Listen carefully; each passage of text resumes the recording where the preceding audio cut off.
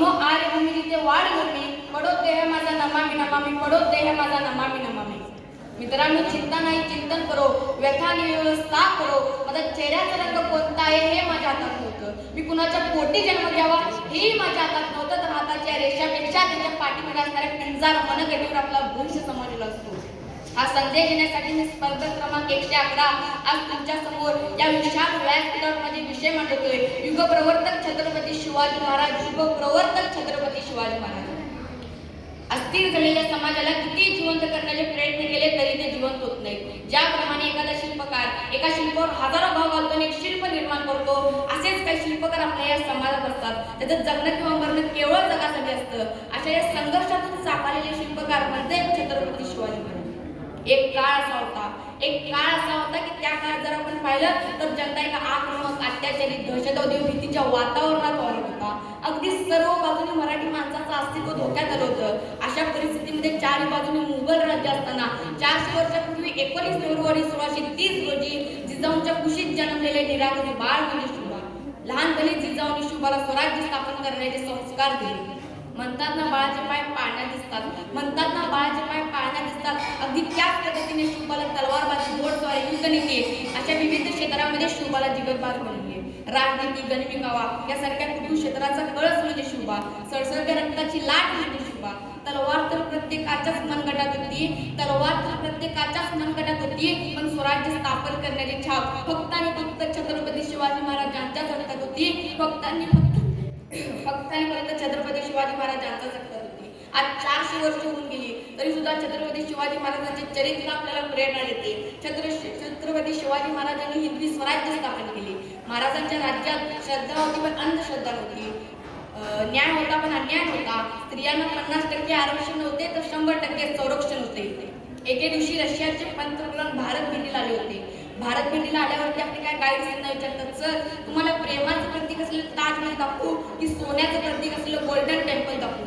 तेव्हा ते रशियाचे पंतप्रधान म्हणतात, मला फक्त माझ्या देशाच्या राजाचा इतिहास शिकवला जातो, त्या राजाचा एकदा रायगड बघायचा आहे. नव्हते आमदार, नव्हते खासदार, तरी होता सुखी महाराष्ट्र माझा, कारण राज्य होते छत्रपती शिवाजी महाराजांचे.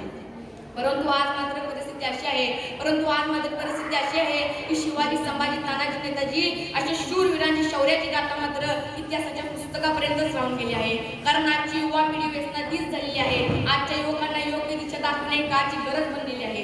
अरे जो 65 किलोची तलवार वापरतो त्याचं नाव एकाजी, जो 2000 शत्रूशी एकटा झुंजतो त्याचं नाव बाजी, जो हात तुटला तरी शत्रूशी लढत राहतो त्याचं नाव तानाजी, जो 8 तासात घोडा दिल्लीवरून पुण्याला घेऊन येतो त्याचं नाव संताजी, जो ढाण्या वाघाला सामोरे जातो आणि त्याला उभा पडतो त्याचं नाव संभाजी, आणि या सगळ्यांना एकत्र करून स्वराज्याचं तोरण बांधतो त्याचं नाव छत्रपती शिवाजी.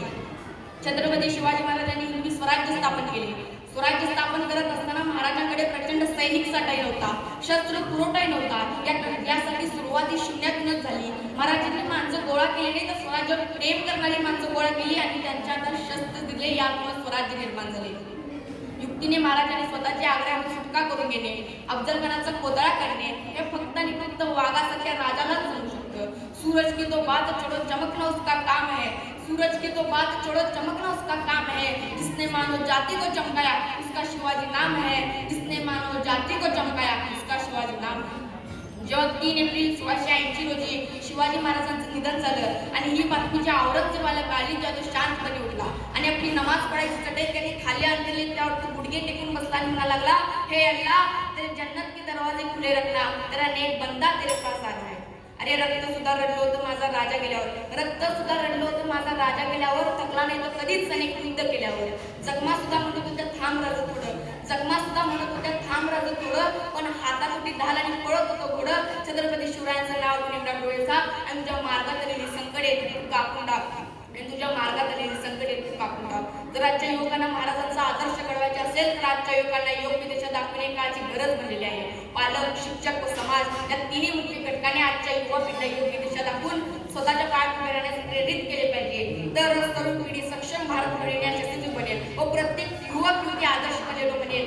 आम्ही आजचे तरुण सेवा करू मन भरून, भ्रष्टाचारास टाकून करून, बेरोजगारीच काढून मारून, गोरगरिबांना सोबत धरून, अन्यायाचा पराभव करून आणि स्वतःला तेव्हाच म्हणून या देशाचे तरुण ज्या छत्रपती शिवाजी महाराजांच्या आदर्शाचा योग्य वापर करून भारताला महासत्ता टाकू करून जय जय हिंद जय भारत धन्यवाद.